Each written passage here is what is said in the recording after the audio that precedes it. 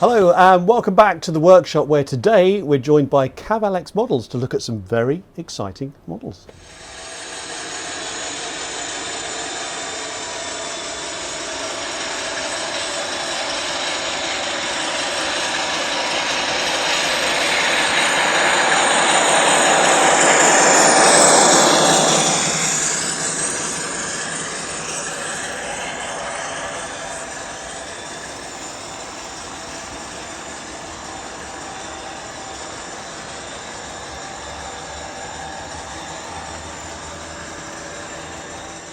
So Alex, how are things with Cavalex Models? Busy, Mark. Yeah. Busy.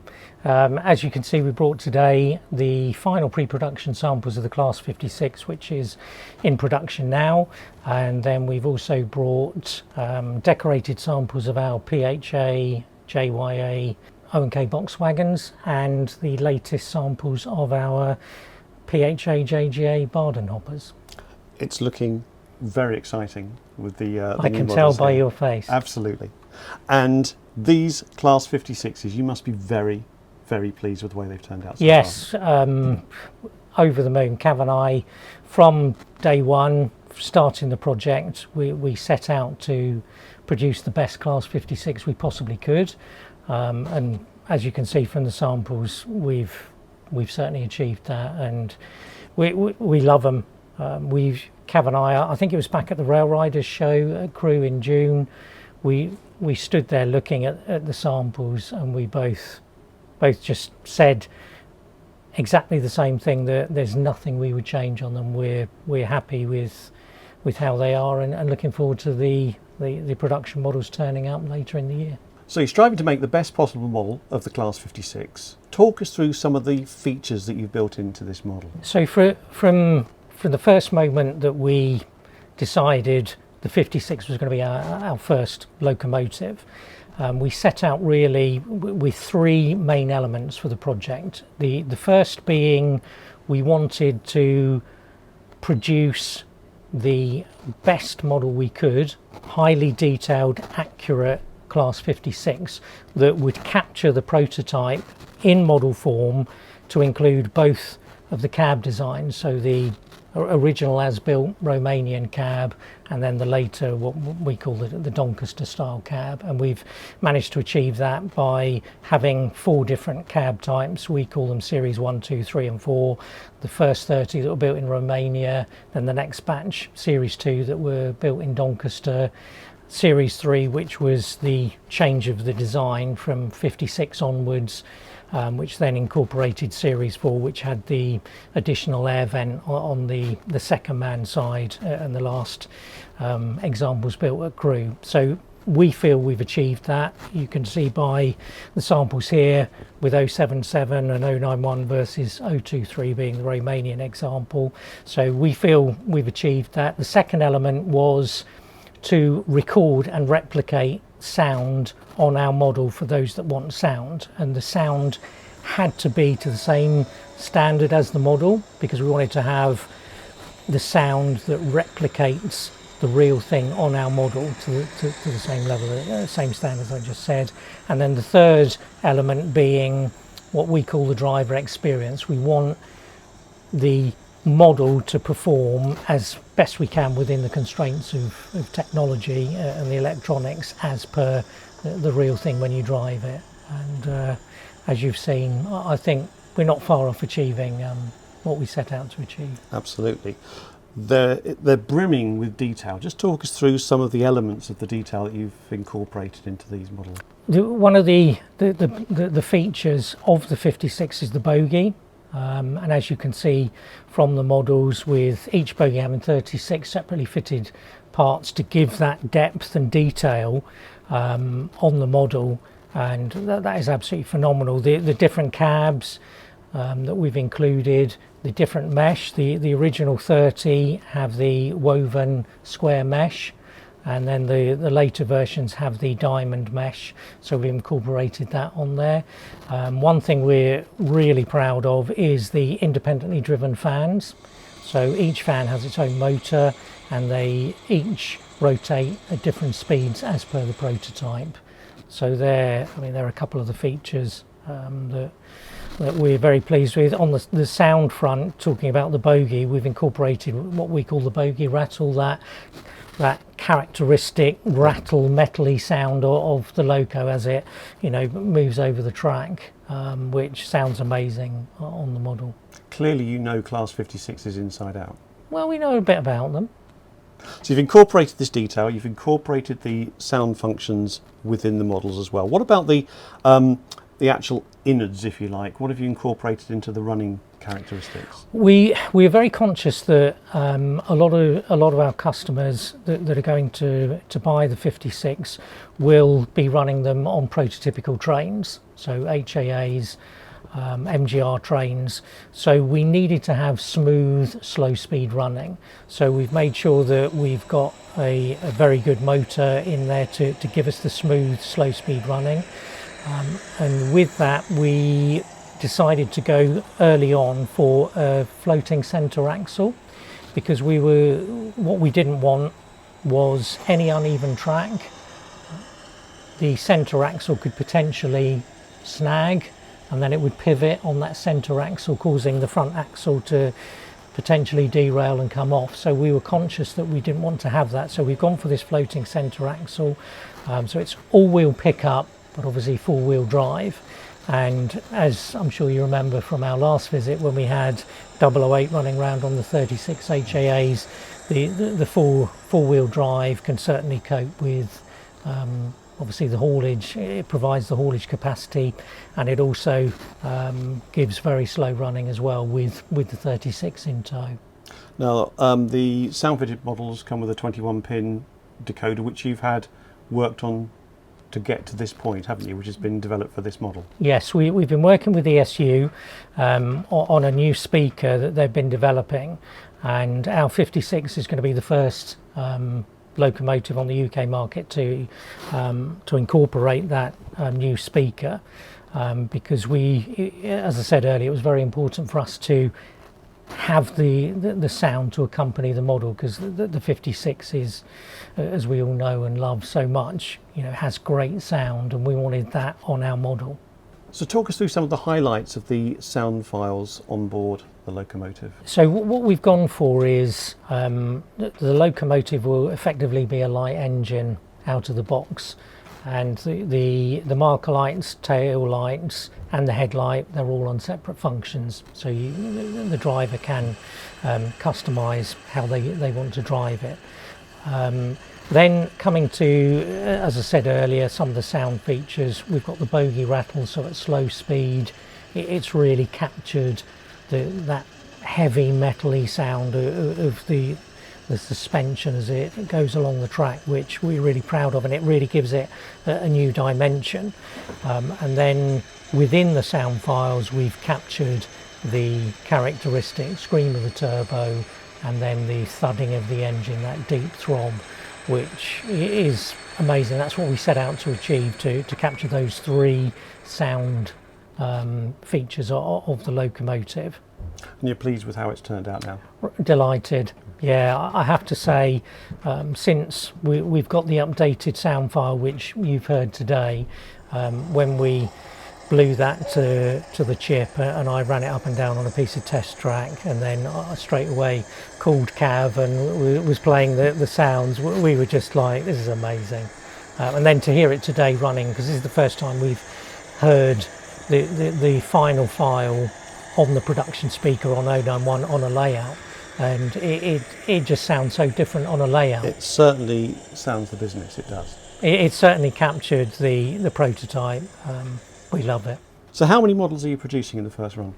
So in the first run we have the 14 general release models, which cover BR Blue, Original Rail Freight, Red Stripe Rail Freight, Sector, then moving on to the Shadow Freight Companies, Load Haul, going into EWS, and then we have DC Rail Freight and Colas, and then the GBRF twin pack, which it is limited to 250 models, which, as you've seen the bodies, they look quite good, don't they? They do. They look very good. I can can testify to that.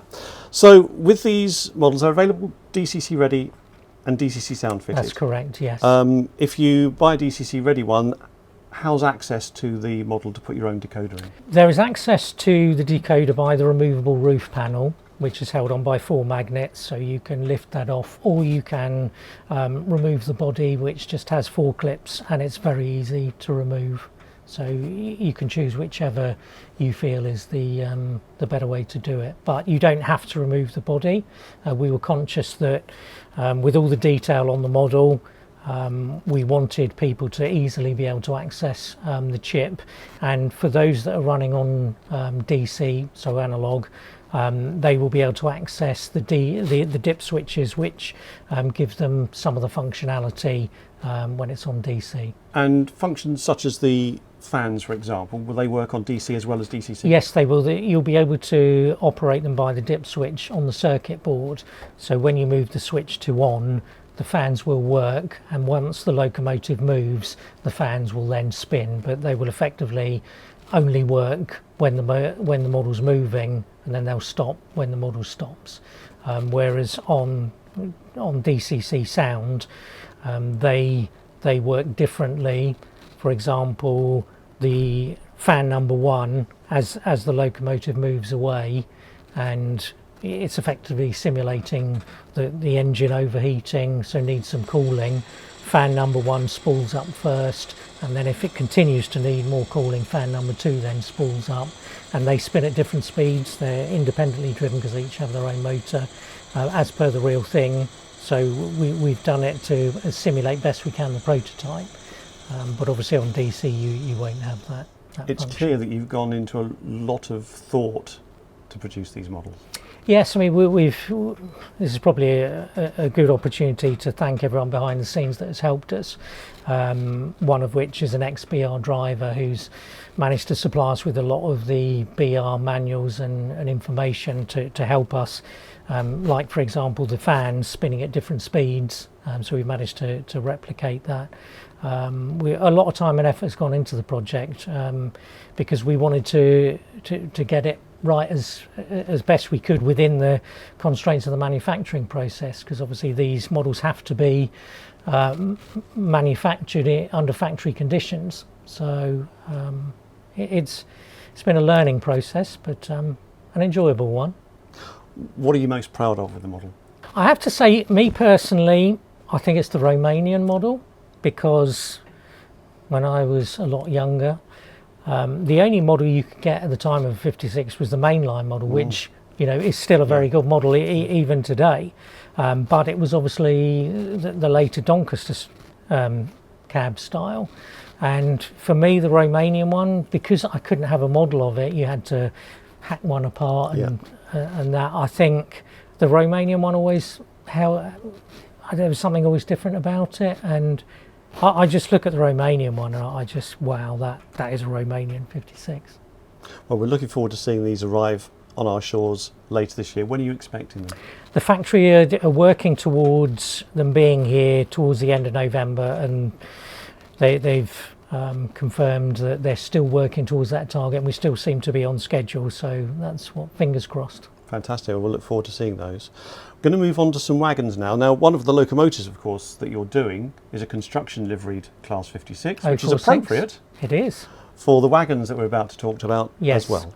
So we've got here today the first decorated samples of our O&K box wagon, the PHA JHA, covering the 3 different liveries, the as delivered original Foster Yeoman, then the revised Foster Yeoman from 1998 onwards, and then the unbranded without the panels on the side. And they were all based around the Merehead area? They were, yes, operating for Foster Yeoman, and then they were later on incorporated into the other aggregate companies when they all amalgamated into one fleet.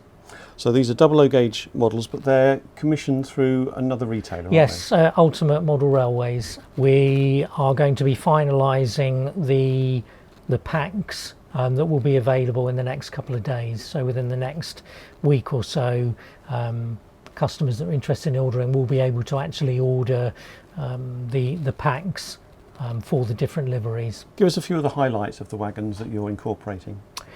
The detail underneath, the pipe runs, the bogie itself is a model, the brake gear that's incorporated on the bogie, which you can't see unless you take the bogie off.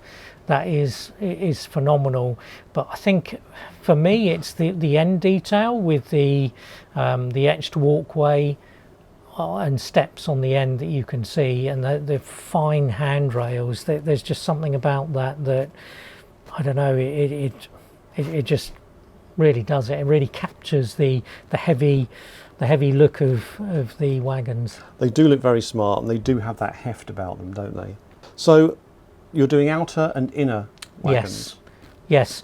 We're yet to finalise exactly what the packs will be, but like I said, we will be Ultimate Model Railways will be announcing that in the next week or so, but the pack will incorporate inners and outers. And have you got a rough timescale as to when they're expected? They are ready to go into production, and we're probably looking at, we're just waiting on the factory, we're probably looking at first quarter next year, towards the end of the first quarter next year. And then moving on swiftly to another set of wagons which are looking equally smart, and indeed some outstanding colour schemes going on here. The Barden wagons here.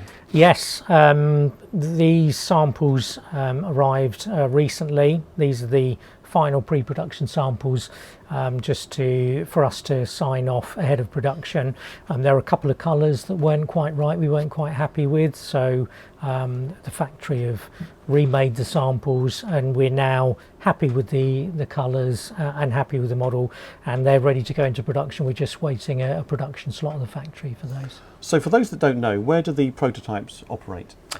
So these particular wagons were built in the early 90s for Barden Hill quarries to operate out of their Barden Hill quarry, and they initially the initial wagons were built, I believe they arrived tail end of 1990, early 1991, and they arrived in the iconic yellow and green, which is how I remember them.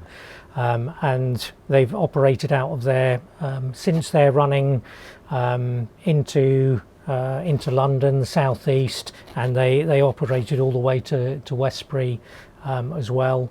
And then they moved when Barden Hill Quarries became part of Aggregate Industries. They then changed the livery scheme to the white and blue, and then latterly, when the wagons were then sold, they became unbranded, and that's what we've tried to replicate in the brown version, is the dirty look of them, but with the darker panel. Yep. Now, I was looking closely at these just now, and the level of detail when you zoom in and look is just incredible. Yeah, I have to say, for me, this is very sad, and I apologise, but for me, the ultimate is the bolt heads on the clamshell doors underneath that you can see. That is absolutely phenomenal. But the door actuators and the pipe work and the levers underneath is a work of art. I don't know how the factory have done it, to be honest with you. How long have they been in development now?